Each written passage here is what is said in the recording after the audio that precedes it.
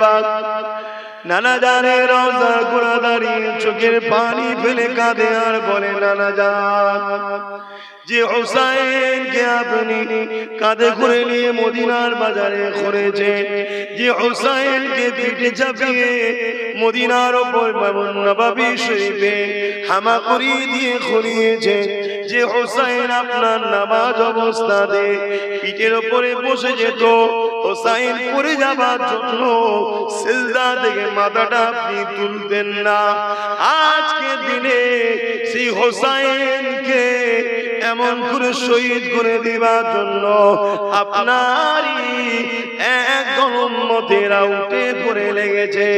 নানা জান এই আমাকে মদিনা শরীফ ছেড়ে দিয়ে মক্কা কাবা শরীফের দিকে রওনা দিতে হচ্ছে। আলবিদা জানিয়ে কাবার দিকে পুরো পরিবার নিয়ে রওনা হলে মক্কা জমিনের মানুষেরা ইমামে হুসাইন পাককে পেয়ে বড় আনন্দ হলো।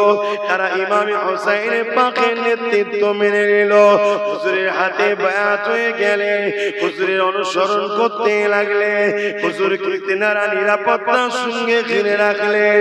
এই যুবকের এমন সময় কুপার জমিন থেকে একটা চিঠি এসে গেল, ও হযরত ইমামে হুসাইন আমরা এজিদের হাতে বায়াত গ্রহণ করতে চাই না, আমরা আপনাকে আমাদের নেতা লিডার মানতে চাই। আপনি আসেন কুফাতে। হযরত ইমাম পাক বললেন আমার নবীর সাহাবারা দেখো আমাদের দেখো চিঠি দিয়েছে, আমি কিন্তু ভাই একদম কিছু কিছু জায়গা যেটা আমার যুব সমাজের এখন দরকার সেইটুকু জায়গা আলোচনা করছি। ইতিহাস কেন ঘটে ভাই? আমাদের শিক্ষার জন্য, আমাদের সজাগের জন্য। না হয় আমার আল্লাহ পাক কোরআনের মধ্যে 4 ভাগকে যদি কোরআনের 4 হিস্সায় ভাগ করা হয়, 1 হিস্সা শুধু হুকুম আহকাম আছে, বাকি 3 হিস্সা শুধু নবী আলাইহিস সালামদের জীবনী আল্লাহ আমার নবীকে শুনিয়েছে আমাদের ফায়দার জন্য। তাহলে ইতিহাস শোনা দরকার, ইতিহাস থেকে শিক্ষা নেওয়া দরকার। তাই ওই জিনিসগুলো আমার যুবকদের কাছে দিতে চাই, চেষ্টা করছি আল্লাহ যদি চায়। হযরত ইমাম পাক যখন বললেন আমি কুফায় যাব, মক্কা সাহাবা হুজুররা বললেন না ভাই হুসাইন আপনাকে কুফায় যেতে দেব না, কেননা কুফার মানুষেরা আপনার আব্বাজান হযরতে মাওলা আলীর সঙ্গে প্রতারণা করেছে, মুনাফিকি করেছে।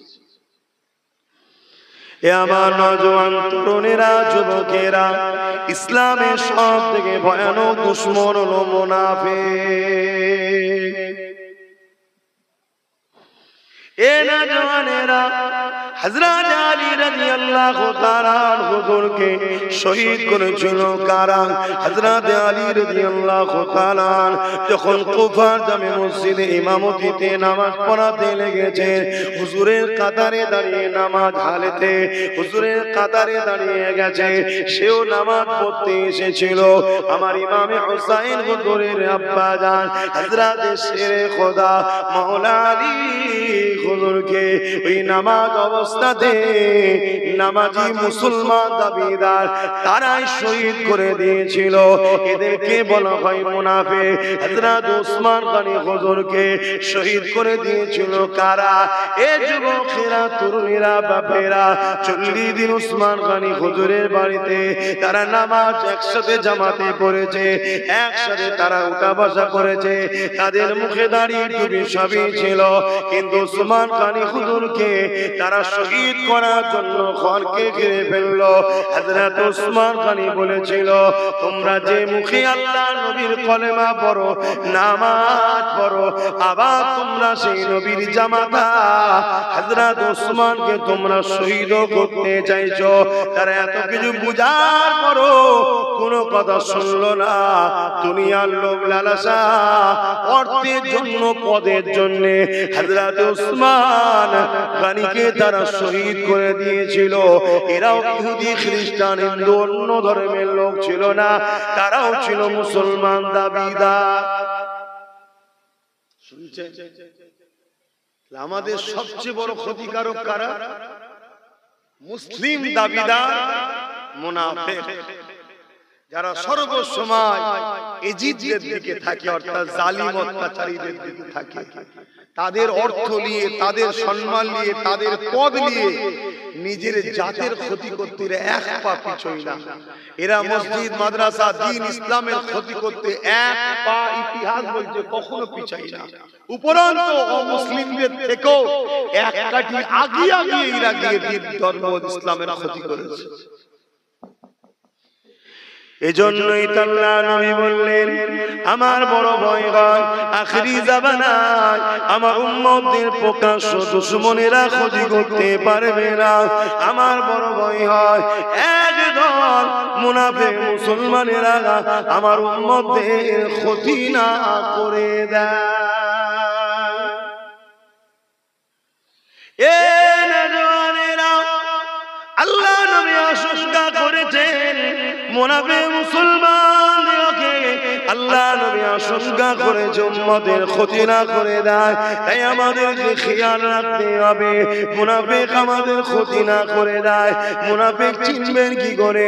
মনে রাখবেন, মুনাফিক ওয়াদা খিলাফ করে, মুনাফিক মিথ্যা কথা বলে, মুনাফিক তো তারা আজ এক বলবে, কাল আর এক বলবে। মুনাফিকের এক কথার সঙ্গে আর এক কথার মিল থাকবে না।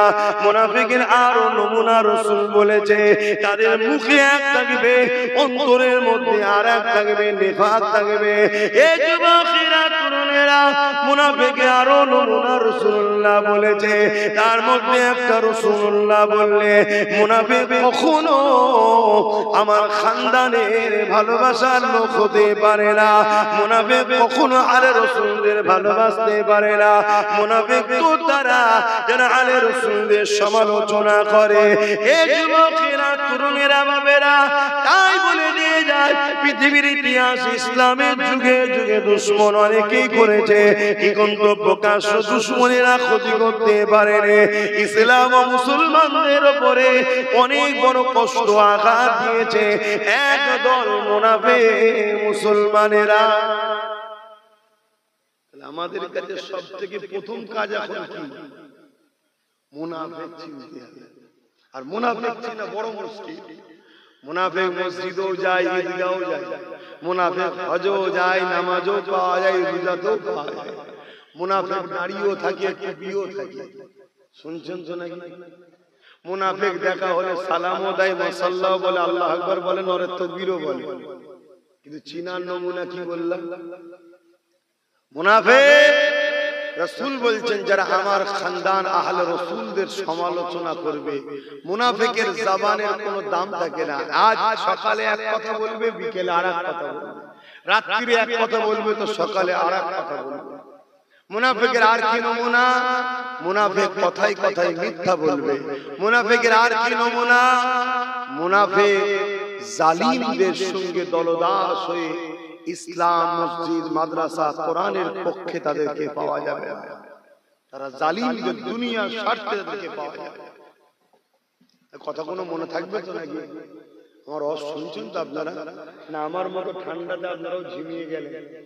বর্ষা পানিতে ভাই শরীর একদম ভালো লাগছে, শুধু ঘুম ধরছে, চোখ যেন সবসময় বসে চেপে যাচ্ছে। আপনাদের ওই হচ্ছে নাকি? একটু মন দিয়ে শুনুন। যদি মন দিয়ে শুনে চুপ করে শোনেন তো আলহামদুলিল্লাহ, যেন মন দিয়ে শুনছি, খুব ভালো করে বলছি। মুনাফিক আপনার শুধু জান নেবে না, মুনাফিক আপনার ঈমানও নেবে। আর প্রকাশ্য দুশমন আপনার জান নিতে পারবে, ঈমান কিন্তু নিতে পারবে না। আর মুনাফিক আপনার দুটোই নেবে, জানও নেবে, ঈমান। আমরা টিকে আছি বাপ ঈমানের জোরে, আমাদের অন্য কোনো জোর নাই আমাদের। আর মুনাফিকের কাজ হলো আমাদের ওই পাওয়ারটাকে কেড়ে নেওয়া, আমাদের ওই পাওয়ারটাকে কেড়ে নেওয়া। যে বন্দুক দিয়ে গুলি করব, মুনাফিক টুক করে বন্ধু সেজে ঢুকে ভেতর থেকে গুলিটা শুধু বার করে নেয়। আমি ভাবছি বন্ধুকে গুলি আছে, যখন মারার সময় হবে তখন শুধু আওয়াজই হচ্ছে, একটাও ফায়ার হচ্ছে। মুনাফিকের কাজ হলো এইটা, ভেতর থেকে অরিজিনালটাকে বার করে দেয়া, আমাদের ঈমানকে নষ্ট করে দিচ্ছে। আসেন আমরা ফিরে যাই। হযরত ইমাম হুসাইন পাক যখন বললেন, এ আমার নবীর সাহাবারা, এ আমার ভাইরা, দেখো দেখো চিঠি দিয়েছে। হযরত মাওলা আলীর কথা তুলে সাহাবা হুজুররা বলতে লাগলেন, ওই কুফার মানুষেরা আপনার আব্বার সঙ্গে তারা প্রতারণা করেছে, তারা মুনাফিকি করে আপনার আব্বাকে শহীদ করে দিয়েছে। আমরা কোনোদিনের জন্য আপনাকে কুফায় যেতে দেব না। কয়েকদিন যেতে না যেতে আবার চিঠি এসে গেল, ওতে আরো বেশি চিঠি আসতে লেগেছে। একটার পর একটা, একটার পর একটা চিঠি আসছে। ইমামে পাক সাহাবাদিওকে দেখায়, আমার নবীর অনুসারীরা, আমার নবীর সাহাবারা, আমার ভাইরা, দেখেন দেখেন, বারবার বারবার কুফার মানুষেরা চিঠি করছে, কিন্তু সাহাবারা একটাই জায়গায় অটুট রয়েছে। কুফার মানুষকে বিশ্বাস করা যায় না, তারা বড় ধোঁকা দেয়, তারা বড় প্রতারণা করে। এই সময় একটা চিঠি আসলো, যে চিঠিতে হাজার হাজার মানুষের সিগনেচার রয়েছে, হাজার হাজার মানুষের সই রয়েছে, হাজার হাজার মানুষের সাক্ষ্য রয়েছে। এবং এই চিঠির তলাতে লিখেছে, ও হযরত ইমাম হুসাইন, আমরা ন্যায়ের পক্ষে থাকতে চাই, আমরা জালিমের পক্ষে থাকতে চাই না, আমরা জালিমকে সাপোর্ট করতে চাই না, আমরা শারাবির পক্ষে থাকতে চাই না, আমরা মিথ্যাবাদীর পক্ষে থাকতে চাই না, আমরা চরিত্রহীনদের পক্ষে থাকতে চাই না। হযরত ইমাম হুসাইন, যদি আপনি না আসেন, কাল কিয়ামতের ময়দানে নানা জানের কাছে আপনার বিষয়ে আমরা অভিযোগ জানাবো। ইয়া রাসূলুল্লাহ, হাবিবাল্লাহ, আমরা না ইনসাফের পক্ষে থাকতে চেয়েছিলাম, আর ইমাম হুসাইনকে বারবার জানিয়েছিলাম, তিনি আমাদেরকে অ্যাকসেপ্ট করেনি, আমাদের কাছে তিনি ধরা দেয়নি, আমাদের কাছে তিনি তাসলিম নিয়ে আসেনি। এই কথাটা যখনই ইমাম পাক দেখে নিয়েছে, সাহাবাদেরকে বলতে লাগলো, কোনোভাবেই আর আমাকে কেউ রুখতে পারবে না, আমি অবশ্যই কুফার জমিনে যাব। কতটা দেখুন, নানা দিনের উপরে দরদ, মহব্বত, হকের উপরে কতটা মজবুত দেখুন। খারাপ নিলে হবে না, একটা জিনিস শিক্ষার জন্য বলছি। তাহলে আজ আমি আব্বাস সিদ্দিকী বলবো, এ বদমাইশ, ও বদমাইশ, ও বদমাইশ, এ খারাপ, ও খারাপ, ও খারাপ, এটা মহান কাজ নয়। এটা সাথে সাথে একটা ভালোটাও দিতে হবে, ঠিক না বেটি? আজকে হোসাইন পাককে তারা, এই ইতিহাস তো আমিও পড়েছি, হোসাইন পাক হুজুরকে তারা কি বলছে, বদমাইশের সাথে আমরা থাকতে চাই না, ভালোর সাথে থাকতে চাই। তাহলে ভালোকে আগাতে, ঠিক তো নাকি? এই জন্যই আমি যেমন অন্যায়টার প্রতিবাদ করি, তেমন একটা ভালো দিবার জন্য আমার ভাইটাকে সামনে ঠেলে দিয়েছি। কথা শুনছেন না? কেন? আমি হুজুর মানুষ, আমি ধর্ম প্রচার করি, আমি তো ওই জায়গায় যেতে পারছি না, তেমন বিকল্প একটা দিয়েছি। কেন? এটা শরীয়তের হুকুম। কেউ যদি অপবিত্র বা নাপাক পানি খায়, নোংরা যুক্ত পানি খায়, তাকে যেমন নিষেধ করবে, সঙ্গে সঙ্গে রেস্টটা দিতেও হবে, এটা শরীয়তের হুকুম। এজন্য করেছি। এখানে আমাকে হয়তো অনেকে সমালোচনা করেছে আর করেছে, হুজুর কেন করবে এটা? আরে আমার ইসলাম শিখিয়েছে তাই করেছি। কথা ক্লিয়ার। ইসলাম যখন ইজাজত দিয়েছে, পৃথিবীর কারো কথা চলবে ভাই? এই জোরে বলবে, এই জন্য করেছি।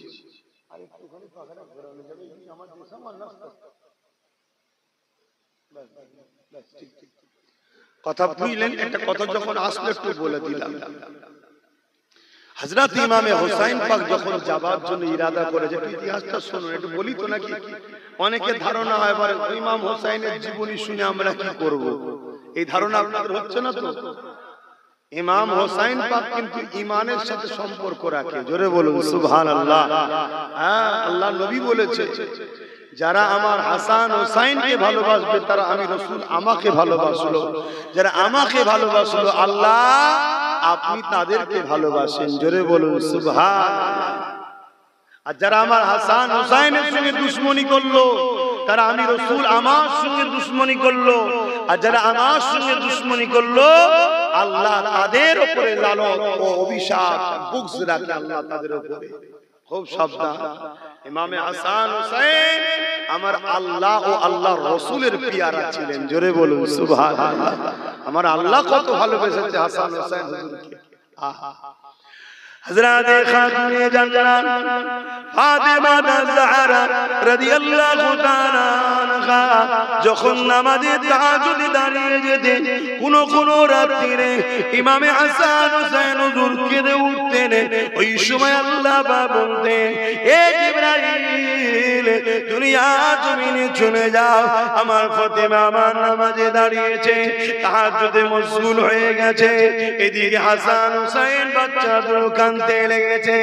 এ হযরতে জিবরাইল তুমি ফাতেমার ঘরে গিয়ে হাসান হুসাইনকে ফাতেমার কণ্ঠ দিয়ে এমন করে তাদেরকে লালন করে ঘুমিয়ে দাও। চিন্তা করেন, বাচ্চা দুটো কাঁদছে, আল্লাহ জিবরাইলকে পাঠাচ্ছে জলদি করে সান্ত্বনা দে। কত ভালোবাসে আল্লাহ সেই বাচ্চা দুটোকে। আমরা ভালোবাসবো না? বাসবো না? তাহলে হাসান হুসাইনকে ভালোবাসলে আল্লাহ আমাদেরকে ভালোবাসবে। মাথায় থাকবে।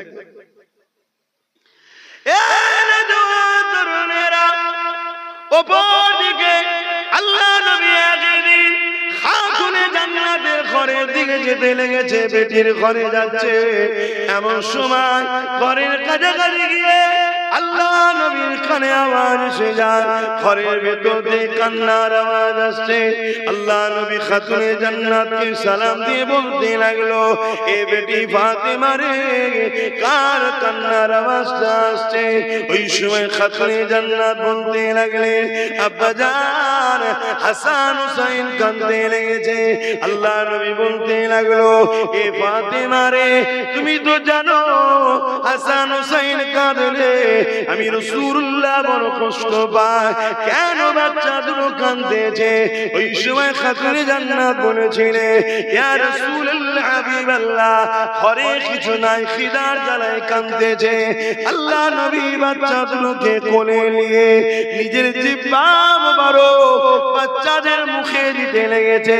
আর ইমামে হুসাইন ইমামে হাসান হুজুরগণ আমার নবী পাকে জিহ্বা মোবারকে চুষতে লেগেছে। আমার নবীর জিহ্বা মোবারকটাই তো ওহী। শুনছেন তো নাকি? এই মুখ দিয়ে যেটা বেরিয়েছে ওটাই তো কোরআন হাদিস, তাই তো নাকি? হ্যাঁ, সারাদিন কি কষ্ট হচ্ছে আপনাদের? হাসান হুসাইন হুজুর ছোটবেলা থেকে কি পান করছে, সেই বাচ্চা দুটোকে মহব্বত করতে হবে। এই সমাজে অনেক লোক আছে যারা আজকে এজিদকে বাঁচাবার চেষ্টা করছে, এটাও বলে যাচ্ছে। কারা? দাড়ি চাচা প্যান্ট শার্ট পরা না, আলেম উলামা দাবিদার, এরা হলো মুনাফিক। এরা কারা? এজিদের পক্ষে যারা পরিমাণ কেউ যদি সাপোর্ট করে, আমার উপরে বিশ্বাস ছিল তোমাদের নাকি? একটু হ্যাঁ কি না বল। একদম পুরো পাওয়ারের সাথে বলছি, তোমাদের সব জিম্মাদার আমি। এজিদের পক্ষে যারা পরিমাণ কেউ যদি গুণ বা ভালো দিক সাপোর্ট করতে যায়, জেনে রেখে দেবে মুনাফিক উলামা। মনে থাকবে, কোনো ভাবে এজিদের পক্ষপাতিত্ব নেওয়া যাবে না। এজিদ বাহ্যিক দিক দিয়েও যেমন বদমাইশ, চরিত্রহীন, জালিম, পাশাপাশি এজিদ আমার নবীর ভালোবাসার উপরে অত্যাচার করেছে। কথা বুঝা? আল্লাহ নবী বললেন, কেউ যদি আমার শহর মদিনার শরীফের উপরে হামলা করে, মন দিয়ে শোনে, কেউ যদি আমার শহর মদিনা শরীফের উপরে হামলা করে, হামলা করেনি, হামলা করার ইরাদা করে, আল্লাহ তাকে জাহান্নামে এইভাবে গলাবে যেমন সীসা আগুনে দিয়ে গলায়। সীসা দেখেছেন? আগুনে দিলে পুরো তেল গলে পিস টাইপের হয়ে যায়। আমার মদিনা শহর, রাসূল বলছেন আমার শহরের উপরে কেউ হামলা করেনি, হামলা করার ছক করেছে বা ইরাদা করেছে, আল্লাহ তাকে জাহান্নামে এইভাবে গলাবে। কারণ কি? নবীর শহর নবীর পছন্দের উপরে হামলা করেছে। তাই তাহলে নবীর শহরকে নবী পছন্দ করে, তার উপরে হামলা করলে যদি রাসূলুল্লাহ বলে, বুখারীর হাদিস, হযরত আনাস থেকে রাত, তাকে আল্লাহ জাহান্নামে দিয়ে সীসা যেভাবে গলায় সেভাবে গলাবে, তাহলে নবী যাকে বলেছে হাসান হোসেন আমার থেকে, আমি রাসূল হাসান হোসেনের থেকে, যে রাসূল বলেছেন হাসান হোসেনের উপরে যে বুকস রাখবে স্বামী নবী আমার উপরে রাখলো, যে রাসূল সিজদায় বললে হাসান হোসেন পিঠে বসে থাকে, সেই হাসান হোসেনের উপরে যারা জুলুম করেছে বা ঘৃণা করবে বা বিদ্বেষ করবে বা তার দুশমনদের সঙ্গে বন্ধুত্ব করবে, মনে হয় সে জান্নাতে যাবে? এটা আবার সবার মুখে শুনতে চাইছি। আমি হুসাইনি, আমি আমার ইমাম পাকের পক্ষে, আমি এজিদের পক্ষে নয়, আর এজিদের দরদীদের পক্ষে নয়। এজিদ হলো জাহান্নামের একটা কুকুর, আর এজিদের পক্ষে যারা দাঁড়াবে তারাও জাহান্নামের কুকুর হয়ে যাবে ইনশাআল্লাহ। আমার হুসাইন জান্নাতি যুবকদের সর্দার। আমরা গুনাহগার পাপী জানি, কিন্তু আমরা জালিম নয়, আমরা মজলুমের সাথে সাথ দিই, আমরা লুটেরা নয়, খুনি নয়, আমরা অত্যাচারী নয়, খুনি নয়, আমরা আমার ইমাম পাকের সাথে ইনশাআল্লাহ জান্নাতে যাব। জোরে বলুন না ইনশাআল্লাহ। আমার ইমাম পাককে আল্লাহ জান্নাতি যুবকদের কি করেছে বলুন বলুন? সরদার, সরদার বানিয়েছে। কে বানিয়েছে? আল্লাহ। আল্লাহ যদি কাউকে সরদারের মালিক বানায় তার পাওয়ার আছে না? আমরা যদি কাউকে একটুখানি ভোট দিয়ে স্কুলের প্রধান বানাই, হেডমাস্টার বা কিছু একটা দিই, আর সে যদি পাওয়ার থাকতে পারে, যাকে খুশি টিসি দিল, যাকে খুশি রেখে দিল, ক্ষমতা আছে না? না আছে না? আল্লাহ যাকে জান্নাতের পাওয়ার দিয়েছে, সে না চাইলে জান্নাত ঢুকবে কি করে? আর সে তো যাকে খুশি 12 করে দিতে পারে, তোমার এন্ট্রি নাই।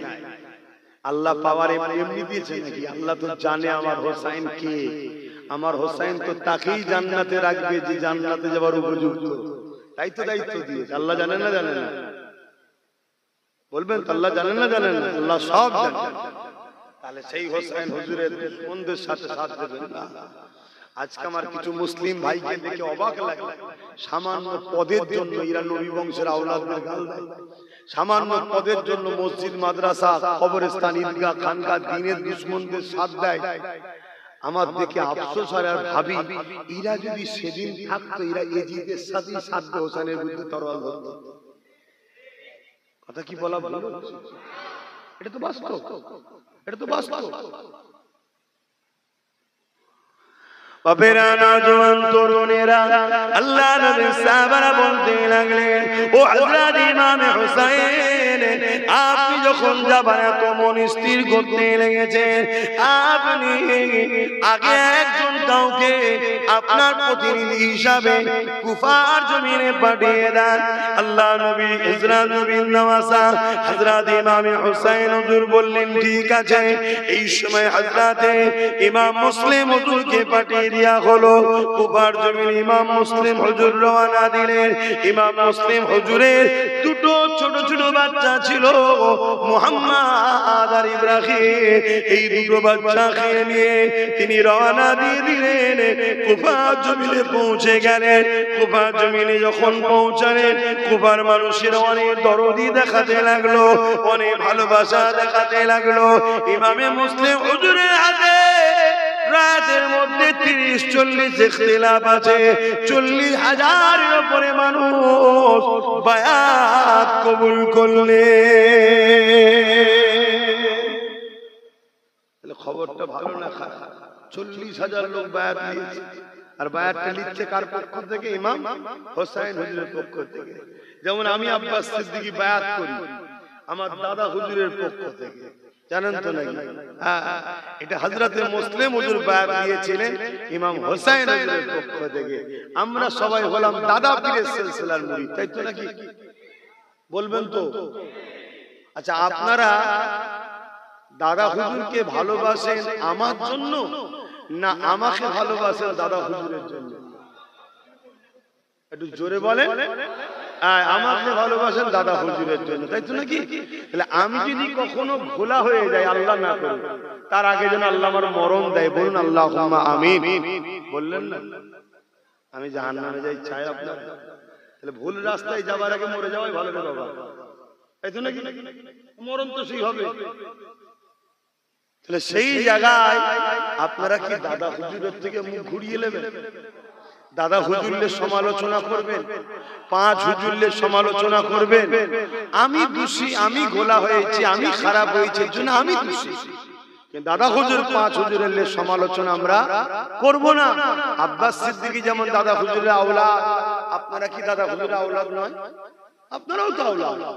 আমার সাথে আপনাদের পার্থক্য একটা, আমি খুনের আওলাদ, আপনারা অন্তরের আওলাদ। আমি আটির গাছ, আপনারা কলমের গাছ। কিন্তু দাদা হুজুর তো বলেছে সিলসিলা আমার আওলাদ ও আমার মুরিদদের কাছে রেখে গেলাম। অতএব দাদা হুজুর রাহমাতুল্লাহ আলাইহি আওলাদ হয়েছে আমি আব্বাস সিদ্দিকী, আপনারা আমাকে ভালোবাসছেন, আলহামদুলিল্লাহ, ভালো কথা। পীরের খুন আছে, সম্মান করছেন, ভালো করছেন, এটা পীর মুরিদিতে আদবের নিয়ম। কিন্তু কখনো যদি আমি দুর্নীতি করি, চাকরি চুরি, তেল চুরি, বালি চুরি, কয়লা চুরি, বিভিন্ন কেসে যদি আমি কখনো জড়িয়ে গিয়ে জেলে চলে যাই, এর জন্য কি আমার দাদা হুজুরের মাথায় পাঁচ হুজুরের জোরে বলে? যদি বলেন কেউ হ্যাঁ, তাহলে আমরা তো আল্লাহর বান্দা, তাহলে বান্দা পাপ করলে আল্লাহর বিরুদ্ধে লাগবে নাকি? আমরা তো নবীর উম্মত, নবীর উম্মত যদি ভুল করে নবীর বিরুদ্ধে লাগবে? তাহলে যে ভুল করেছে সে অন্যায় করছে, তার থেকে আমরা মুখ ঘুরিয়ে নেব। আব্বাস সিদ্দিকী বাদ, কেন আব্বাস সিদ্দিকী দুর্নীতি করেছে, কিন্তু তা বলে আমার দাদা হুজুর পাঁচ হুজুরের থেকে আমরা সরব না। আমাদের বাচ্চাদেরকেও শিখাবো দাদা হুজুর পাঁচ হুজুর, তাই তো নাকি? কেন আমার অনেক আগে থেকে ডাউট, সিলসিলাকে ক্ষতি করার চক্রান্ত চলছে। কেন আব্বাসকে সবাই না মানলো, দেওবন্দি হোক, বেরেলি হোক, তাবলীগ হোক, যাই হোক, দাদা হুজুরকে কিন্তু সবাই ভালোবাসে। কি ভুল বললাম? অতএব এই যে দাদা হুজুরের জন্য এক কথায় বাংলার সমস্ত মানুষ বা উড়িষ্যা, আসাম, উপর বাংলাদেশের মানুষ যে মুসলিম ফিদা, এই ভালোবাসা, এই একতাটাকে ভাঙার ষড়যন্ত্র কিন্তু ইসলামের দুশমনরা চালাচ্ছে। এটা আমি অনেক আগে থেকে ডাউট করি। কেমন করে ডাউট করি? কেউ ছাদের উপরে ২০টা লোককে নিয়ে ইফতার পার্টি করছে, সেটাকে পেপারে অ্যাড দেয়, আর পুরপুরা দরবারে লাখো লাখো মানুষের মেহমানদারি হয়, এ হয়, হ্যান হয়, তা না, সেটাকে কিন্তু দিতে চাই না। তখন বুঝেছি যে ছোট ছোট জায়গাগুলোকে প্রতিষ্ঠিত করা হচ্ছে। ফুরফুরার এই যে একটা ৮০-৮৫% মুসলমান যে ফুরফুরার উপরে এক হয়ে আছে, এটাকে টুকরো টুকরো করে 10%, 15%, 20% ভাগ করে দাও, তাহলে মুসলমান শক্তি কমে যাবে। মাথায় ঢুকছে? একটা লোকের ডাকে যদি এক কথায় ৮০টা লোক জড়ো হয়, এই শক্তি একদিকে রাখো, আর একটা লোকের ডাকে ২০টা লোক এক জায়গায় হলো, কারো ডাকে ১৫টা লোক এক জায়গায় হলো, আর মুসলমান আমরা তো এখন এক জায়গায় হতে পারছি না। তুই এই সিলসিলা, আমি এই সিলসিলা, ওই সিলসিলা, ওই সিলসিলা। আরে ও সিলসিলালে থাকবে জানা, মসজিদ, মাদ্রাসা, কবরস্থান যখন শেষ হয়ে যাচ্ছে, তখন আবার আমার হুজুর তোর হুজুর কেন? তখন তো মসজিদ মাদ্রাসা আমাদের পেহচান, সবাইকে দেখা দরকার। সেই আমরা সেই মাথা ধরে বসে আছি, না না আমি যাবো না, ওটা আমার হুজুর ডাকে, ওটা আমার মোল্লা ডাকে। আরে ডেকেছে কি জন্য? মসজিদ বাঁচাতে, মাদ্রাসা বাঁচাতে, খানকা বাঁচাতে, ইসলামের ঐতিহ্য বাঁচাতে। তোর কাছে হুজুর আগে হয়ে গেল, ইসলাম আগে নয়। এই যে বিভাজন আমাদের মধ্যে তৈরি করে দিয়ে আছে, না না। কিন্তু ফুরফুরা শরীফ থেকে যদি ডাকে, আজও যত বাদী পড়ে যায় ৮০% লোক তো ভিড় করবে, ফুরফুরা থেকে ডাক পড়েছে, ঠিক না বেটা? তাহলে সেই যে একটা একতা, এটাকে কিন্তু নষ্ট করে দিবার চক্রান্ত চলছে। তাই আগে থেকে বলে গেলাম, আব্বাস যদি কখনো দুর্নীতির কাজে, কোনো কাজে জড়িয়ে যায়, ফেঁসে যায়, জেল হয়ে যায়, বদমাইশি করে, আর হকের পক্ষে নওশাদের মতো যদি ১০০ বার আব্বাস জেলে যায়, আব্বাস তো গর্ব করবে। কে? আমি তোকে মাঝে মাঝে বলি, তুই আমার থেকে এক রাউন্ড উপরে আছিস, আমি যতক্ষণ একবার যেতে পারছিস তোকে টপকাতে পারছি না। তুই এখন এক রাউন্ড উপরে আছিস, কেন? তুই ইউসুফ নবীর সুন্নতটা পালন করলি। এই ইউসুফ নবী জেলে গেছিল জানেন, দোষ করে না নির্দোষে? তাহলে আমাদের ছোট ভাই, ও দোষ করে গেছে নাকি? কারো চাকরির পয়সা ছেড়েছে, কারো আল কেটেছে, কারো পকেট কেটেছে, কারো দুর্নীতি করেছে? না, ওর কর্মীদের হয়ে ঢাল হয়ে দাঁড়িয়েছে। মারছো কেন? তুলে নিয়েছে। রাত 12টা পর্যন্ত মিটিং হচ্ছে, কি করব, ভরবো না ছাড়বো, ভরবো না ছাড়বো। জাত না হলে তো জাতকে কাটতে পারে না, ট্যাকেল করে দেবো, খুনি ভরে দেন না। শুনছেন তো নাকি? ট্যাকেল করে দেবো, ভরে দেন। ভরতে গিয়ে কি বাঁশ হয়েছে হাড়ে হাড়ে বুঝতে পারছি। ও এই জায়গায় পৌঁছাতে গেলে ওকে মনে এখনো 15-20 বছর সময় লাগছে, যে জায়গায় ওকে অল্প দিনে আল্লাহ পৌঁছে দিয়েছে। ঠিক তো নাকি? কখন কিভাবে কি হয় আল্লাহ ভালো জানে। ইউসুফ আলাইহিস সালামকে তার ভাইরাই ফেললো কুয়াতে। কোথায়? কুয়াতে। কুয়া থেকে পানি তুলতে গেল পথচারী বণিকরা, পানিতে উঠলো কি বালতিতে একটা চাঁদের টুকরো বা চাঁদি। জোরে বলুন সুবহানাল্লাহ। ইউসুফ নবী চাঁদের থেকে সুন্দর বোঝাবার জন্য, আপনারা চাঁদ ছাড়া অন্য কি উদাহরণ দিলে বুঝবেন বলেন না, এজন্য চাঁদ বলি। কিন্তু নবীদের তুলনা চাঁদের সঙ্গে হয় না। কেন? চাঁদ তো সামান্য ব্যাপার, নবীরা অনেক বড় ব্যাপার। জোরে বলুন সুবহানাল্লাহ। চাঁদকে দেখে কেউ কখনো আগুন কাটেনি, ইউসুফ নবীকে দেখে সব আগুন কেটে ফেলেছে, কেউ বুঝতেও পারেনি। জোরে বলুন সুবহানাল্লাহ। তো যাই হোক, ইউসুফ নবীকে যে মিশরের বাজারে বড় দামে বিক্রি করা হলো, শুনতে খারাপ লাগছে না? কিন্তু আল্লাহর রহস্যটা কেউ তো বুঝতে পারছে না। আল্লাহ যে কি রাজ রেখেছে এর মধ্যে। ওই যে কুয়ার মধ্যে মিশরের রাজা হওয়ার সিঁড়ি ছিল, এটা তো কেউ জানে না, যখন ঘটছে তখন বুঝছে। ঠিক তো? তো সেই জায়গায় মিশরকে বিক্রি হয়ে গেল, বড় দামে বাদশা আজিজ খরিদ করলো। অনেক বড় কথা। আস্তে আস্তে আস্তে আস্তে একদিন জুলাইখা নামে এক মহিলা ছিলেন, যিনি আল্লাহ মানতেন না।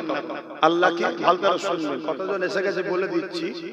জুলাইখা আম্মা যখন ইউসুফ নবীকে পার্সোনাল কামরায় নিয়ে যে মনের বাসনা পূরণের প্রস্তাব দিয়েছিলেন, তখন কিন্তু জুলাইখা আম্মা আল্লাহ জলে বলেন মানতেন না। কারণ আল্লাহ মানা নারী কখনো কুপ্রস্তাব দিতে আবার নবীদের স্ত্রী হতে পারে না। কেন প্রমাণ দিচ্ছি? কিতাবের মধ্যে আছে, যখন ইউসুফ নবী এদিক ওদিক তাকাচ্ছে, জুলাইখা আম্মা তখন নিজের দুপাট্টা নিয়ে, তার একটা মূর্তি ছিল, যে মূর্তি সে উপাসনা করত, বুত, সেই বুতের উপরে চাপা দিয়ে বলছে, আমার মাবুদকে ঢেকে দিয়েছি, আর দেখতে পাবে না, এখানে আর কেউ নেই। ইউসুফ আলাইহিস সালাম তখন বলেছিল, শোনো, তুমি যে মাবুদকে মানো, সে মাবুদকে ঢেকে দিয়ে লুকা যেতে পারে, কিন্তু আমি যে মাবুদকে মানি তার কাছে কোনো কিছু লুকানো যায় না। জোরে বলো সুবহানাল্লাহ। এই বলে বিসমিল্লাহ বলে ছুট দিয়েছিলেন। বিসমিল্লাহ, শুরু করছি আল্লাহর নামে, শুরু করছি আল্লাহর নামে, এর রহমানির রহিম, যিনি বড় দয়ালু বড় মেহেরবান। এই বলে যখনই শুরু করেছে, প্রতিটা দরজা, অনেক দরজা তালা মারা ছিল, প্রতিটা দরজা অটোমেটিক করে খুলে দিচ্ছে আল্লাহ ফেরেশতা দ্বারা। জোরে বলুন সুবহানাল্লাহ। ইউসুফ নবী চলে যেতে লাগলেন, শেষ দরজা পার হবে আম্মা জুলাইখা। এজন্য আম্মা বলছে, এখন তো আম্মা হয়ে গেছে, তখন তো আম্মা ছিল না, এখন তো আম্মা হয়ে গেছে। এখন তো সম্মান দিয়ে বলতে হবে, না তো গুনাহ হবে। আবার গুনাহ শুধু না, ঈমান চলে যেতে পারে নবীদের স্ত্রী। তো পিছনের জামাটা ধরেছে ইউসুফ আলাইহিস সালামের, আর জামা ইউসুফ আলাইহিস সালাম তখন জন, কথা বুঝে আসছে, জামা টান দিয়েছে, জামা ছিঁড়ে জুলাইখা আম্মার হাতে রয়ে গেছে। ইউসুফ নবী চলে গেলেন, মানে পিঠের অংশ ছিঁড়ে গেছে, চলে গেলেন। অনেক বড় কথা। বিচার হলো, বিচারে কি হবে? মন্ত্রীরা বুদ্ধি দিল, সেনাপতিরা সব বুদ্ধি দিল, যদি জামার সামনে অংশ ছিঁড়া থাকে তাহলে ইউসুফ দোষী, আর পিছনের অংশ যদি ছিঁড়া থাকে তাহলে আম্মা জুলাইখা দোষী। দেখছে পিছনের অংশই ছিঁড়া, আরে রাজ পরিবারের কথা বাইরে চলে গেলে বেউজ্জতি কথা। তারপরেও কিন্তু জোর করে ইউসুফ আলাইহিস সালামকে জেলেতে দেয়া হলো, কথা বুঝে আসছে। তো যাক, তারপরে আজাদ হয়েছে, অনেক বড় কথা। তিনি মিশরের রাজাও আল্লাহ করেছেন। জোরে বলুন সুবহানাল্লাহ। কিন্তু আমি যেটা বলতে চাইছি, ইউসুফ আলাইহিস সালাম এই যে ছুট দিয়েছিলেন বিসমিল্লাহ বলে, আম্মা জুলাইখা একা যখন হয়ে গেলেন, তখন মনের মধ্যে ভাবতে লাগলেন, এতগুলো দরজা অটোমেটিক খুললো কি করে? ইউসুফ কাকে যেন একটা ডাকলো, বিসমিল্লাহ, আল্লাহ, কি আল্লাহ, কে আল্লাহ? এই বলে সে তার মাবুদকে নকল যে খোদা হাতের তৈরি করা সেটাকে কাঁচার মেরে ভেঙে দিয়েছে। ভেঙে দিয়ে চিন্তা করছে যা ছিল তবু এটা চাইতে পারতো, এখন তো কেউ নেই। ইউসুফ আলাইহিস সালামের কথা স্মরণ করে সেই বিসমিল্লাহ আল্লাহর নাম স্মরণ হলো। তখন জুলাইখা নিজেকে ঢেকে কাপড় দিয়ে মন নরম করে বলতে লাগছে, কে খোদা আল্লাহ, কে আল্লাহ আপনি? আমি জুলাইখা জানি না, তবে আমি আপনাকে আজ থেকে আমার রব বলে মাবুদ বলে মেনে নিলাম। জোরে বলুন সুবহানাল্লাহ। আর আমার দ্বিতীয় প্রস্তাব, আমাকে ইউসুফ চাই, আমাকে ইউসুফ চাই। আমার আল্লাহ আম্মা জুলাইখার দোয়াও কবুল করলেন। জোরে বলুন সুবহানাল্লাহ। চাই তো চাই, চাই তো চাই, বিয়ে দিয়ে দিয়েছে আল্লাহ, একসাথে বিয়ে দিয়ে দিয়েছে। জোরে বলুন সুবহানাল্লাহ। স্বামী স্ত্রী সংসার হয়ে গেছে।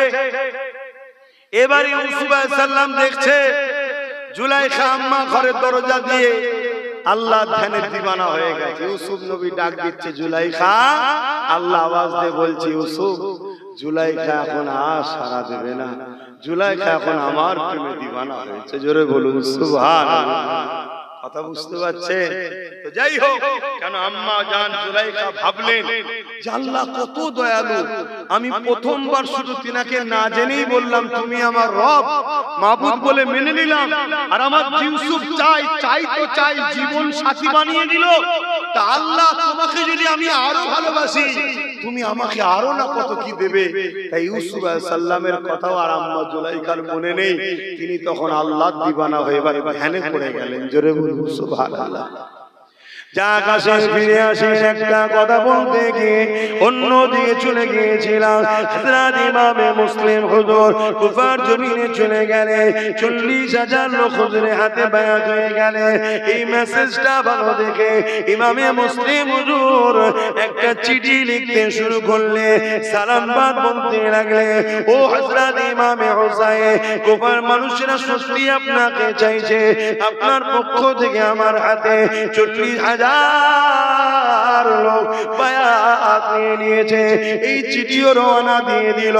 এই চিঠি যখন ছেড়ে দিয়েছে তখন চিঠি উটের পিঠে পিঠে করে আসতো, এখন আর প্লেনের মতো গাড়ির মতো করে স্পিডে আসে না। এই চিঠি রওনা দিয়ে দিয়েছে, আসতে সময় লাগবে। এদিকে কুফার গভর্নর যে ছিলেন তাকে চেঞ্জ করে দিয়ে এমন করে জিয়াদকে বসিয়ে দিয়েছে, যে ছিল বড় জালিম অত্যাচারী, এই জিয়াদকে বসিয়ে দিয়েছে। সে বড় জালিম অত্যাচারী ছিল। সে কি করতে লেগেছে, এমন করে দেখা যায় গোপনে গোপনে প্রত্যেকটা এলাকায় নজরবন্দি করতে লেগেছে। এমন করে ঘোষণা করে দিল, রাজ দরবারে থেকে রাজার বিরোধী যে করবে তাকে কখনো কিন্তু মেনে নেওয়া হবে না। এই বলে সে ঘোষণা করে দিল। এমন করে যখনই ঘোষণা হয়ে গেছে, এই যুবকেরা তরুণেরা আন্দোলন শুরু হয়ে গেল।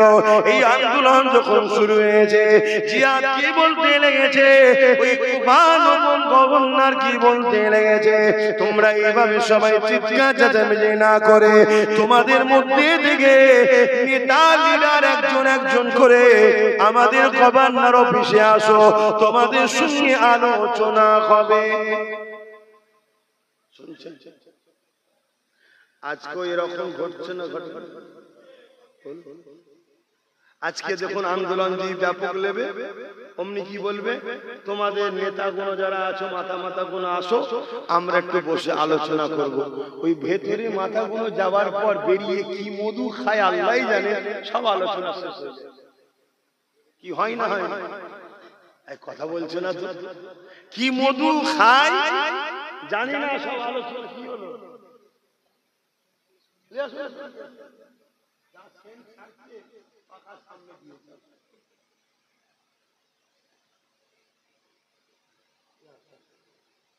আল্লাহ ঢেকে দাও। কথা বুঝছেন? চিন্তা নেই, দেবে রে বাবা, আপনাদের জন্যই করেছে। জলসা কমিটি একা খাবে না, সবাই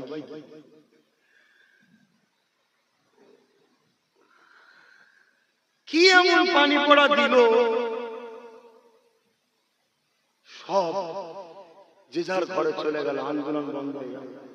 40,000 থেকে 4 জন আর ইমাম মুসলিম হুজুরের পাশে আর নাই। ভাবছেন, শুনছেন? আহা, এইভাবে আপনারা ধোঁকা দেবেন না তো আমাদের সাথে? কি গো, হাত তুলে বলুন, ধোঁকা দেবেন না তো? পানি পড়া খেয়ে নেবেন না তো? দেখবে অনেক রকম চক্রান্ত করছে। কেন আমরাও দেখছি তো, কোন দিক দিয়ে যখন পাচ্ছে না একটার পর একটা গভর্নর চেঞ্জ করছে, শুধু ভাঙড়ে একটার পর একটা চেঞ্জ করছে, একটার পর একটা চেঞ্জ করছে। সারা দুনিয়ায় কি হচ্ছে হুঁশ নাই। ওদিকে রোজ বিষ উগলাচ্ছে মেদিনীপুরে, ওকে রুকার জন্য হুঁশ নাই। শুধু ঘুরিয়ে ফিরিয়ে ওই দাড়িওয়ালা টুপিওয়ালা ছেলেটা কেন এত কথা বলবে, ওকে রুকে দাও। কি হচ্ছে না হয়নি? আজকের এই জিদরাও দেখুন না, সেম জিনিস করছে। দেখো এত বড় অখাব আন্দোলন হলো, সব আন্দোলন ওই যে কি জানো হলের মধ্যে ডেকে নিয়ে যে কি অ্যাসোসিয়েশনের কি মিটিং হলো, হওয়ার পরে সব শেষ। কি মিলছে না মেলে না? আমি ভুল বলছি কি বলবো? আমার অভ্যেস তো এটাই খারাপ, এজন্যই তো লোক আমায় গালি দেয়। অন্যজন হলে প্লেনজ করে চলে যেত, এই হুজুরটা শুধু খুঁটরে খুঁটরে আজকের বাস্তবের সঙ্গে টালি করছে। এটাই তো ধর্মের কাজ রে বাবা। আমার যুব সমাজ জাহান্নামে যাক, এটা তো আমি চাইছি না। আমাদের যুব সমাজ আজকের দিন রেজিদের তাবেদারি করে কাল কিয়ামতের ময়দানে ইমাম হোসেনের বিরুদ্ধে দাঁড়িয়ে জাহান্নামে চলে যাক, এটা আমি চাই না। তাই আজকে যেমন হোসাইনি রাস্তা দেখাতে হবে, এদিদি হলো চিনাতে হবে। কারণ ইসলাম নাই কাজ করার নাম শুধু ইসলাম নয়, অন্যায়কে মিটাবার নামও ইসলাম। জোরে বলুন সুবহানাল্লাহ। অনেকে বলে আমি নামাজ পড়ি, রোজা রাখি, হজ করি, দান করি, যাকাত দিই, আমি তো কারো ছেড়ে নিয়ে জুলুম করি না, আর করি না। আমি বাবা ওসব ঝামেলাই নেই। শুনে রাখেন বাবানেরা, মায়েরা, বাপেরা, বোনেরা, ভাইরা, জাহান্নামে দুই দল যাবে, অন্যায় করার জন্য যাবে, অন্যায়ের বিরোধী না করার জন্য তারাও জাহান্নামে যাবে। শুকরিয়া আদায় করুন যে দয়াল নবীর জন্য একটু সহজ হয়ে গেছে। দয়াল নবীর জন্য একটু সহজ হয়েছে আমাদের জন্য। অন্যান্য নবীর উম্মতেরা যারা অন্যায়ের বিরোধী করেন, আল্লাহ সব মেরে শেষ করে দিয়েছে। লূত আলাইহিস সালামের কওমকে আল্লাহ বলেছিল ৮০,০০০ লোক মারবো, তার মধ্যে ৪০,০০০ ভালো, ৪০,০০০ খারাপ। আল্লাহ নবী লূত বললেন, আল্লাহ ভালো লোকগুলোকে কেন মারবেন? খারাপ লোকগুলো নাই পাপ করেছে, মারবেন। আল্লাহ পাক বললেন, খারাপ লোকগুলো ভালো লোকের বিরোধী, ভালো লোকগুলো খারাপ লোকের বিরোধী করে না কেন? এই জন্য ওদেরকে মারবো। শুকরিয়া আদায় করুন উম্মতে মুহাম্মাদী। তাই জন্য আমার নবী একটু আমাদের জন্য সহজ করে দিয়েছে। কি করেছে? যদি মুখ দিয়ে প্রতিবাদ করতে হাত দিয়ে নাও পারো, মুখ দিয়ে যদি নাও পারো, খারাপ লোকেদের কাছে মিশলে হবে না, ঘৃণা করে সরে যেতে হবে। শুনছেন? এটা আমার নবীর দয়ায় ফ্যাসিলিটি পেয়েছি। আর না হয় হাত দিয়ে লড়তে হতো মোদির বিরুদ্ধে। এতে মুদি খাবে কি বোম খাবে ও বললে হবে না, মত খাবে। কথা মাথায় ঢুকছে না? ঢোকে না? খুব সাবধান, অন্যায়ের বিরুদ্ধে লড়তে হবে। কিন্তু আমার নবী একটু সহজ করে দিয়েছে। আমার উম্মত বড় দুর্বল হবে, অসহায় হবে, সবাই হয়তো হাত দিয়ে লড়তে পারবে না, সবাই মুখ দিয়ে বলতে পারবে না।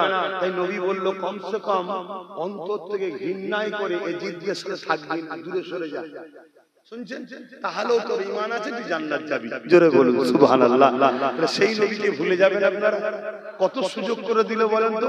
নবী যদি এটা সুযোগ না করে দিত আমাদের, আমাদের আজকে কি দশা হতো? কেউ জান্নাত যেতে পারত না। আমি যেতে পারতাম? আমার কি হাতে লড়াই করার ক্ষমতা আছে? আমি নাই মুখ দিয়ে প্রতিবাদ করছি। আল্লাহ যদি সেই ফয়সালা লাগাই রাখতো, সব বুঝি না, হাত দিয়ে লড়তে হবে। তোরা আমাকে ভালোবাসি লড়বি নি মানে ব্যাস কত শেষ তো। যেমন দুনিয়ার শাসকরা বলছে অত কিছু বুঝি না, বোম মারবি, খুন করবি, যা করবি করবি, আমাকে খোঁজ দিতেই হবে। বলছে না? বলেন।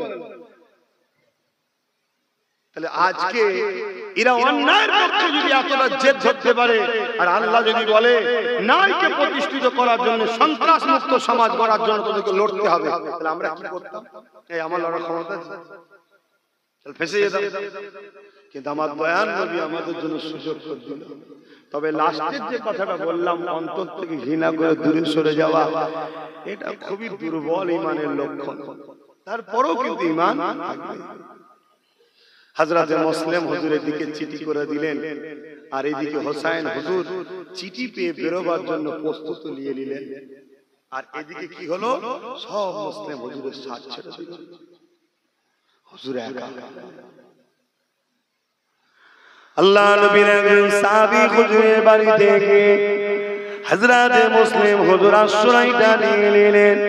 এদিকে জিদের গভর্নর ঘোষণা করে দিল, কুফার গভর্নর আইন করে দিল, যে মুসলিমকে ধরে দেবে তাকে অনেক পুরস্কার দেওয়া হবে।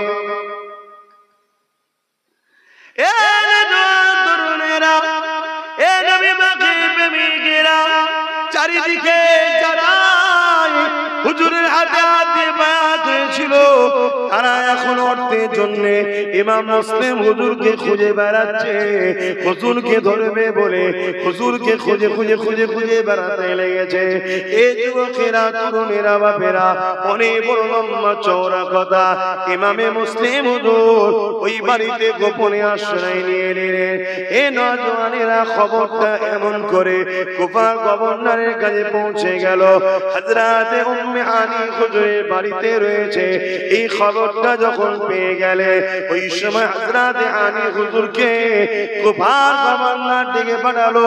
তিনাকে বলতে লাগলো, তোমার ঘরে নাকি মুসলিম হুজুর আশ্রয় নিয়েছে, তোমাকে তিনাকে ধরিয়ে দিতে হবে। তিনি তখন বলতে লাগলেন, আল্লাহ নবী বলেছেন মেহমানদিগকে আশ্রয় দিতে, মেহমানদের সঙ্গে ধোঁকা দিতে নবী নিষেধ করেছে। অতএব আমার জীবন যদি চলে যায় চলে যেতে পারে, আমি নবীর খানদানের সঙ্গে কখনো গাদ্দারি করতে পারবো না। কুফার গভর্নর হুকুম করে দিল, এক অস্ত্রের আঘাত দিল, আমার নবীর সাহাবী হযরত উম্মে হানি হুজুরের গর্দান উড়ে গেল। এই খবরটা চারিদিকে যেই ছড়িয়ে গেছে, তখন কিন্তু কুফারি অনেক কাফেলার লোকেরা, সরদারেরা, তারা তখন আবার আন্দোলনের জন্য আগিয়েছিল। কেন? ওনার বংশ সূত্রে অনেক আত্মীয় সম্পর্ক আছে। আন্দোলন শুরু করলো যে তোমরা এত বড় সাহস কি করে পেলে, তোমাদের নিজেদের লোককে মারলে। এই আন্দোলনকে রুকার জন্য আবার ওই বলল, তোমাদের মধ্যে একে অপরে ঝগড়া না করে আসো মীমাংসায় বসি। এত বড় কুফার গভর্নর জালিম ছিল, ওই মীমাংসার নামে ডেকে নিয়ে গিয়ে আতঙ্ক তৈরি করলো। কি যতগুলো সরদার ছিল সব এক এক করে কতল করে দিল। আমার কওমের উলামাদের বলে যায়, একটা দিন আসছে, বারবার ডেকে তোমাদেরকে মিটিং করে যারা ঠান্ডা করাচ্ছে, একদিন মিটিং এর নামে ডেকেই কিন্তু তোমাদেরকে কতলই করা হবে। যেদিন কাজ কমপ্লিট হয়ে যাবে, যদি বুঝার হয় বুঝে না, আর না বুঝার হয় বিরিয়ানি খেতে যেও।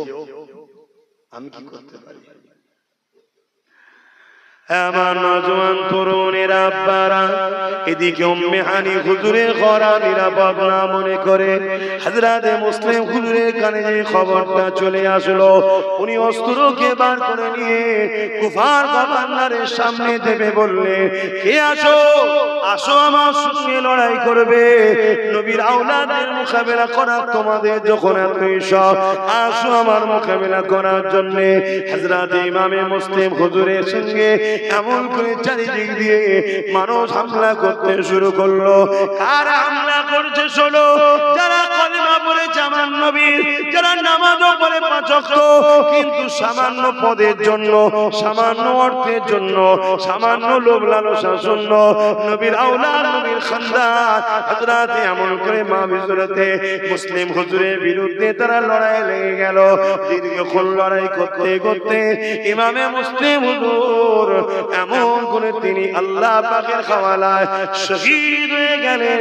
ইন্না লিল্লাহি ওয়া ইন্না ইলাইহি রাজিউন। কিন্তু এদিকে ইমামে হোসেন হুজুর তৈরি হয়ে বেরিয়ে পড়লেন। এদিকে এত কিছু ঘটতে লেগেছে। এ যুবকেরা, তরুণেরা, বাপেরা, এইদিকে হুজুরের দুটো বাচ্চা ছিল। ওই বাচ্চা দুটোকে অন্য এক নবীর সাহাবী ছিলেন কুফাতে, তিনার বাড়িতে গোপনে রেখে দেওয়া হয়েছে। গোপনে রেখে, আর যে সাহাবীর বাড়িতে ছিল তিনি দেখছে যে এই বাচ্চা দুটোর জন্য কুফা নিরাপদ নয়। কুফা নিরাপদ নয়। কেন? কুফার গভর্নর ঘোষণা করেছে হযরতে মুসলিম হুজুরের দুটো বাচ্চাকেও ধরে দিতে হবে। খোঁজো তাদেরকে।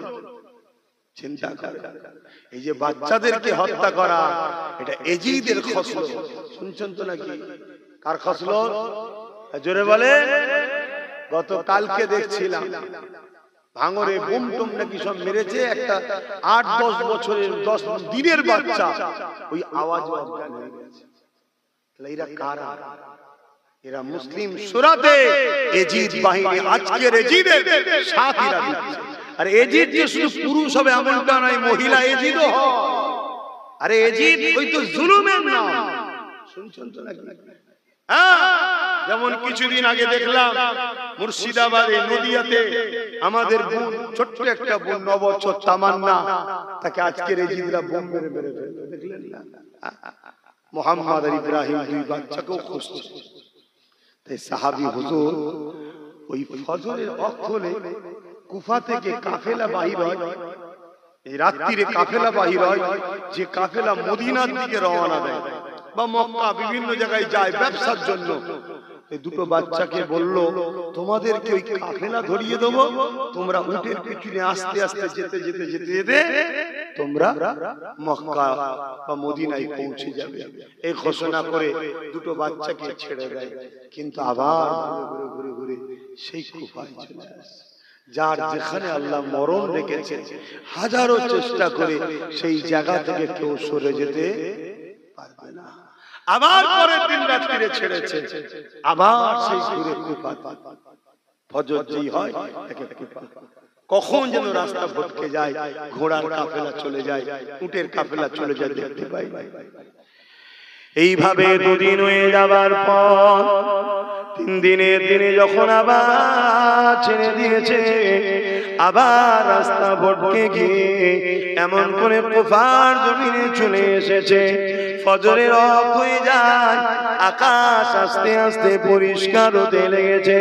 2 ভাই একটি খেজুর বাগানে এমনি করে দুজনে গলা জড়িয়ে ধরিয়ে বসে আছে। ভেবে দেখো আমাদের বাচ্চাদেরকে আমরা কত আদর যত্নে বড় করছি, আর রাসূলুল্লাহ দিনের জন্য নবীর বংশের বাচ্চাগুলো কিভাবে তারা কষ্ট করেছে। আরে দোনোজাহানের সুলতানের ঘরের সন্তানেরা ওই খেজুর বাগানে এইভাবে তারা কাঁদতে লেগেছে। এমন করে মহিলা মা, সে পানি নিবার জন্য যখন গেছে, কান্নার আওয়াজ শুনতে পেয়ে ওই দুটো বাচ্চা খেয়ে অবাক হয়ে গেছে। কারা গো তোমরা? এত সুন্দর তোমাদেরকে দেখতে, তোমাদের চেহারা থেকে মুন্নি পূর্ণিমা চাঁদের মতো আলো বেরোচ্ছে, তোমরা কারা? আরে বাচ্চা দুটো সারা মনে করে দরদের কথা বলে দিয়েছে, আমরা হলাম মুসলিম হুজুরের সন্তান। আর এমন করে আমাদের ঘরে, আমাদের মক্কাতে পাঠাবার জন্য বারবার চেষ্টা হয়েছে, কিন্তু আমরা সেই কুফা জমিনে চলে এসে, কিন্তু বাচ্চাগুলো তখনও জানে না তিনার আব্বা জান শহীদ হয়ে গেছে। এই যুবকেরা, তরুণেরা, ওই মহিলা বাচ্চা দুটোকে ঘরে নিয়ে এসেছে, আর বাচ্চা দুটোর উপরে মহিলার বড় দয়া মমতা হয়েছে। এবং ওই মহিলার স্বামী ছিল কুফার গভর্নরের দরবারে কাজ করত। মহিলা জানতো আমার স্বামী বড় লোভী। আজকের দিনও এমন অনেক স্বামী আছে না? স্ত্রীরা বুঝায় যে খবরদার এই কাজ করুনি বাবা, স্বামীকে বুঝায় যে আপনি কাজ করেন না, খানদানের রাসূলদের বিরুদ্ধে কথা বলেন না, আপনার ভালো লাগে যে দল করকে যান, বিরোধী করছেন কেন? আরো বিরোধী করার লোক আছে। কিন্তু একটা স্বামী এত জাল্লাদ আছে, স্ত্রীকে মারে বকে, তুমি বেশি বোঝো, তুমি চুপ করো তো। শুনছেন তো নাকি? সেই মায়েরা আবার কেঁদে দোয়া চাই যে বাবাজি দোয়া করেন যেন আমার স্বামী পরিবর্তন হয়, ভাই দোয়া করেন আমার স্বামী যেন পরিবর্তন হয়। আমরা দোয়া করি আল্লাহ তাদেরকে হেদায়েত করেন, বলুন আল্লাহুম্মা আমিন। তা স্ত্রী ছিলেন কিন্তু খানদানের রাসূলের মহব্বতের নারী। আহা, তাই আশ্রয় দিয়েছে, কিন্তু মনের মধ্যে চিন্তা হচ্ছে আমার স্বামী তো বড় বদমাইশ। তাই কি করেছে? সকাল সকাল খাওয়া দাওয়া করে বাতি টাতি বন্ধ, তখন সব লাইট নয়, মশলা বাতি বন্ধ করে দিয়ে বাচ্চা দুটোকে একটা ঘরে শুতে দিয়ে, আর নিজের একটা সন্তান ছিল ওই মাল দিয়ে শুয়ে পড়েছে। আর এই স্বামী গভীর রাত্রিরে ঘরে ঢুকেছে, কোন রকম ভাবে হাতে উঠে খাওয়া দাওয়া করে নিয়ে স্ত্রীর মাঝে যখন শুয়েছে, শুতে শুয়ে বলতে লেগেছে, কত জায়গা খুঁজলাম, বাচ্চা দুটোকে পেলাম না। যদি পেতাম অনেক অর্থ ধন দৌলত পেতাম, কেননা কুফার খবরদার এলান করে দিয়েছে, বাচ্চা দুটোকে যে ধরে দেবে অনেক অর্থ দেওয়া হবে। স্বামীর কথা শুনে স্ত্রীর বুকটা কেঁপে উঠল, চোখ দিয়ে পানি এসে গেল। আল্লাহ, আশ্রয় তো বাচ্চা দুটোকে ঘরে দিলাম, আর জালিম যদি জানতে পেরে যায়, না জানি নবীর খানদানের উপরে কতটা অত্যাচার হবে। এই সময়তে দেখা যায় স্বামী ঘুমিয়ে পড়ল, স্ত্রীর চোখে ঘুম আসতে লাগেনি, সে বড় পেরেশান হতে লেগেছে। গভীর রাত হয়ে যায়, এমন সময় কান্নার আওয়াজ আসতে লেগেছে।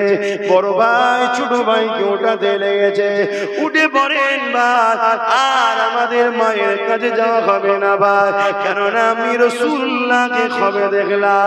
একদিকে দেখলাম রাসূলুল্লাহ দাঁড়িয়ে আছে, অপর দিকে আমার আব্বা জান হযরত ইমামে মুসলিম হুজুর দাঁড়িয়ে আছে। আল্লাহ নবী বলতে লাগলে, এ মুসলিম, তুমি চলে আসলে, বাচ্চা দুটোকে কেন নিয়ে আসলে না?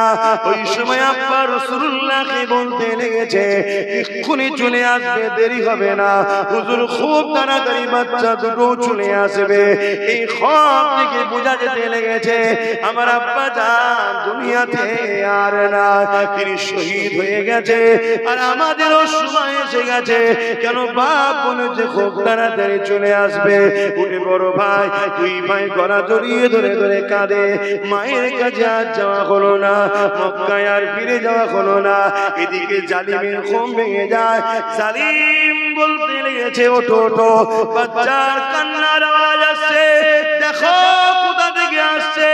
সেই দুটো বাচ্চা নয় তো, যদি সেই দুটো বাচ্চা হয় অনেক অর্থ পাওয়া যাবে।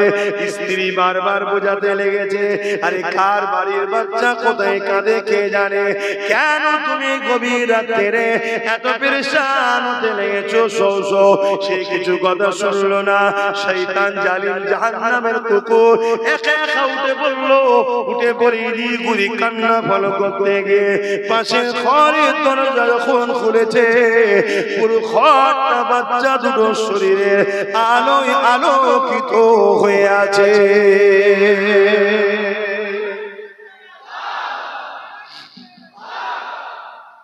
কিন্তু জালিমের মনে কোনো দয়া হলো না। এমনি স্বাভাবিক, দুশ্মনের বাচ্চা হলো, ছোট বাচ্চাকে হলো, যেই হোক, আমাদের বাচ্চা দেখলে একটা ময়া হয় তো নাকি? এটা ঈমানের জন্য হয়। কি জন্য? আর ঈমান যখন চলে যায় এ ময়া আর আসে না। আর এখানে নবীর বংশের আওলাদ, চেহারা থেকে এত সুন্দর আলো বেরোচ্ছে, তাদেরকে তো দেখে দয়া ময়া হওয়া দরকার। কিন্তু সে গিয়ে বাচ্চা দুটোকে ধরে টেনে হিঁচড়ে বার করে নিয়ে আসছে। ভাবছো যুবক, এই দিনের জন্য নবীর খানদান কিভাবে শহীদ হয়েছে, আর তুমি গা বাঁচিয়ে চলে যাচ্ছ। তুমি ভাবছো বাবা ওসব ঝামেলায় যাওয়ার দরকার নেই, তুমি ভাবছো দরকার নেই বাবা বিরোধী করার, জালিমদের সঙ্গেই গা মিলিয়ে চলি। তুমি ভাবছো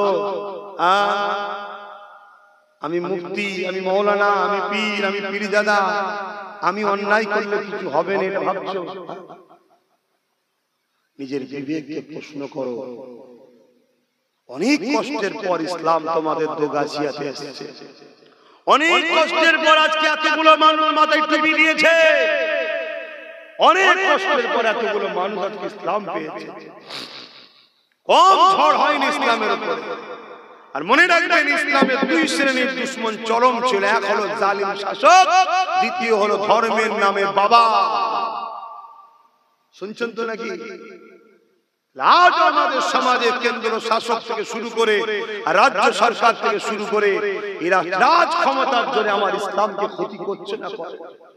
আজকের কথা খেয়াল করে তোমরা দেখেছো কি জানি না, 32টা মাদ্রাসাকে বন্ধ করে দিয়েছে রাজ্য সরকার। দেখেছো না? কারো মনের মধ্যে যেতে পারে আপনি ঘুরিয়ে ফিরিয়ে সেই রাজ্য সরকারের বিষয়ে বলেন কেন? আর এজন্য বলি এরা ইসলামের দুশমন, তাই চিনাবার চেষ্টা করছে। কেন এরা বেঁচে আছে, এরা টিকে আছে, এরা ক্ষমতায় আছে, মুসলমানদের কথা কি বলা ভুল? আমার জাতকে বুঝাচ্ছি, আমার জাতকে বুঝাচ্ছি, তোমরা নিজেরা ডাইরেক্ট মাদ্রাসার দুশমনি করুনি তো কি হয়েছে? কিন্তু তোমরা যাকে ক্ষমতায় আনছো সে ক্ষমতায় তোমাদের দিয়া ক্ষমতা নিয়ে মাদ্রাসার দুশমন তৈরি হয়েছে। আজকেই 32টা মাদ্রাসা বন্ধ করেছে, আবার হুমকি দিয়েছে আগামী মাসে নাকি 150 মাদ্রাসা বন্ধ করবে। খবর দেখেছেন আপনারা? একটু কেউ দেখে থেকে বলুন না, দেখেছেন কি? একটু খবর টবর দেখেন কি হচ্ছে সমাজে? তাহলে বলুন, যে মাদ্রাসা বন্ধ করবে সে আমার ইসলামের বন্ধু না শত্রু? একটু জোরে বলে। শত্রুকে সাপোর্ট করে শক্তিশালী করলে ঈমান থাকে? যদি থাকে বলে তাহলে ইমাম হোসেন হুজুরের বিরুদ্ধে এজিদকে সাপোর্ট করে যারা 22,000 সৈন্য নিয়েছে কারবালা ইমাম হোসেন হুজুরকে শহীদ করেছে, তারা কি জান্নাত যাবে? এখনো তো বুঝতে হবে আপনাদেরকে। কেন্দ্র সরকার আমাদের দুশমন, এটা জানতে আমাদের কারো বাকি নাই। উত্তরপ্রদেশ থেকে শুরু করে আসামে সব জায়গায় বিজেপি মুসলমানদের মারছে, মসজিদ ভাঙছে, মাদ্রাসা ভাঙছে, এটা আমাদের জানতে কারো বাকি আছে? জোরে বলে। কিন্তু অন্য রাজ্যে আমাদেরকে মারছে কারা? যাদের ধর্মীয় পরিচয় হিন্দু। আর আমার রাজ্যে আমাদেরকে মারছে কারা? যাদের ধর্মীয় পরিচয় মুসলমান। একটা বাইরের কেউ আমায় গাল পারলো বা আমার গালে একটা চড় মারলো, আমার যতটা না দুঃখ হবে, আমার ঘরের ভাই যদি আমায় গাল দেয়, আমায় চড় মারে, দুঃখটা বেশি হবে না কম হবে? হারা তুই আমার ভাই হয়ে আমায় মারছিস, ইসলামের দুশমন নেত্রীর জন্য, কোরআনের দুশমন, ওয়াকফ আন্দোলন বিরোধী দুশমন, এর জন্য তুই আমায় মারছিস। এই দুঃখের জন্য আমি আমার জাতিকে বারবার বোঝাচ্ছি, হে জাতি জাগো, জাগো। একটা দিন এমন দিন আসবে যেদিন তুমি জাগবে অথচ তুমি ব্যান্ড হয়ে যাবে। যেদিন তুমি জাগবে অথচ তুমি ব্যান্ড। দেখলেন না 1000 টাকার নোট বাজারে চলে, কি বল ব্যান্ড। হয়তো অনেকের কাছে গাঁট বাঁধা এখনো রয়েছে, মাদ্রাসা চেয়েছিল দেয়নি, মসজিদ চেয়েছিল দেয়নি। এখন যদি মসজিদ মাদ্রাসা দেয় কমিটি নেবে, এখন আর নেকি পাবে ব্যান্ড। আজ তুমি বুঝছো না, একটা দিন বুঝবে, সেদিন হয়তো তুমি বলবে ভাইজান চলেন আছি, সেদিন তুমি ব্যান্ড হয়ে যাবে, তোমার অধিকার ভোটার তালিকা থেকে নাম বাদ চলে যাবে। অলরেডি ভোটার তালিকা থেকে নাম বাদ দেওয়া কাজ শুরু হয়ে গেছে। যাকে তাকে বলছে বাঙালি হলে বাংলাদেশি, আর উপর উর্দু ভাষী হিন্দি ভাষী হলে বলছে পাকিস্তানি। শুধু মুসলমানকে টার্গেট। খেয়াল করে দেখো, এই জন্যই তো বুঝাচ্ছি যাসো সেদিন এজিদ যেমন দিনকে মিটাবার জন্য ইমামে হোসেন হুজুরকে বিরুদ্ধে লড়াই করেছে, আজকের এজিদরাও সেই খানদানের রাসূল তাদের বিরুদ্ধে এবং ইসলামকে মিটাবার ষড়যন্ত্র আজও করছে। আখেরি জামানা, তাই আপনাদেরকে একটু একটু যখন সুযোগ আসছে একটু সতর্ক করছি। এই সতর্ক করা থেকে আপনারা অখুশি হচ্ছেন? আমি কি আপনাদের ক্ষতি করছি? আপনারা ইসলামের দুশমনের সাথে থেকে ইসলামের দুশমনকে সাপোর্ট করে আপনি যদি জাহান্নামে যান, আর আমি চুপ থাকাটা কি আপনার জন্য ভালো হবে? না আপনাকে জাগিয়ে ইসলামের দুশমন থেকে সরিয়ে নিজের পায়ে দাঁড় করিয়ে আপনাকে যদি দুনিয়া আখিরাতের কল্যাণের রাস্তা দেখাই, ওটা ভালো হবে না? এজন্য চেষ্টা করছি। ভাই, মুনাফিক কাকে বলে, গাদ্দার কাকে বলে, বেঈমান কাকে বলে জানেন? আপনার প্রকাশ্য দুশমনকে যে তার সাথে বন্ধু রাখে মেশে, সেই হলো আপনার গাদ্দার বেঈমান। আচ্ছা বলুন তো ভাই, আপনার যদি কেউ দুশ্মন হয় আর তার সাথে যদি আপনার ভাই মেশে, তার সাথে বন্ধুত্ব করে, সহযোগিতা করে, আপনি কি খুশি হবেন? একটু আওয়াজ দিয়ে বলেন। আমার আব্বা বোনকে জিজ্ঞেস করছি, আপনার দুশ্মন, আপনার জানের দুশ্মন, তার সাথে যদি আপনার ছেলে মেশে, তাকে বন্ধুত্ব করে, সহযোগিতা করে, আপনি কি বাপ হিসেবে খুশি হবেন? তাহলে আমার ইসলামের দুশ্মন, কোরআনের দুশ্মন, মাদ্রাসার দুশ্মন, ওয়াকাফের দুশ্মন, সেই কেন্দ্র সরকারের সঙ্গে বা রাজ্য সরকারের সঙ্গে যারা মিশবে, তাদের উপরে কি আল্লাহ রাসূল খুশি হবে? যারা কি ইসলামের দুশ্মন নয়? এটা তো বুঝতে হবে দ্বীনের মতো সত্য। এই জন্য তো বুঝাচ্ছি। আর এই বিজানোর জন্য আবার একদল মুসলিম নেতা আমায় কি বলবে? ধর্ম ব্যবসায়ী, মোল্লা, আর কি কি বলে জানেন? এসব বলে না, বলে না। আরে এই কথা কোন বিজেপিরাও বলে না, বলে না, এক কথা বলে মোল্লা, কঠোর মোল্লা, কাঠ মোল্লা, এসব বলে না, বলে না। তাহলে কতটা মিলজুলে চলছে দেখছে। আসেন আবার বুঝিয়ে দিয়ে যায়, পরিবর্তন হয়ে যায়। অনেক বড় কথা সময় দিয়ে খেয়াল করে আর বেশি বাড়াতে পারলাম না। এ নওজওয়ানেরা, কারবালার ময়দানে ইমামে হোসাইন পাক রওনা দিয়ে দিলেন। যেতে যেতে কারবালার ময়দানে যখন পৌঁছে গেলে, এ যুবকেরা, এমন করে দেখা যায় ইয়াজিদ বাহিনী হুরবিন ইয়াজিদ নামে একজন সেনাপতির নেতৃত্বে 1000 সৈন্য দিয়ে ইমামে হোসেন হুজুরের রাস্তাকে আটকে দেয়া হলো। এই রাস্তা আটকে দিয়ে বলা হলো, আপনাকে কুফায় যেতে দেওয়া হবে না। এই জায়গাতে একটা ছোট্ট কথা মনে করিয়ে দিই, ইমামে হোসেন লড়াই করতে যাচ্ছিলেন না, কুফার জমিনে দাওয়াতে যাচ্ছিলেন। কি করতে? দাওয়াত। তাহলে আমাকেও একবার ভাঙরের লোকেরা দাওয়াত দিয়েছিল জানেন তো? আর রাজ্য সরকার তার গুন্ডা বাহিনী নেবিয়ে খাকি পোশাকের পোশাকের ভেতরে কিছু রাজ্য সরকারের গুন্ডা আছে না, তাদেরকে নাবিয়ে আমার রাস্তা আটকে দিয়ে ডিস্টার্ব করেছিল না, করোনা। তাহলে এজিদের সাথে মিলছে না, মেলে না? এগুলো তো জানতে হবে, ইতিহাস এই জন্য শুনতে হয়। হ্যাঁ, সেদিনও এজিদ তার 1000 সৈন্য দিয়ে ইমামে হোসেনের রাস্তাকে আটকালো যে দাউদ বাড়ি যাওয়া কুফাতে হবে না। আর আজকের মহিলা এজিদ সে কি করলো?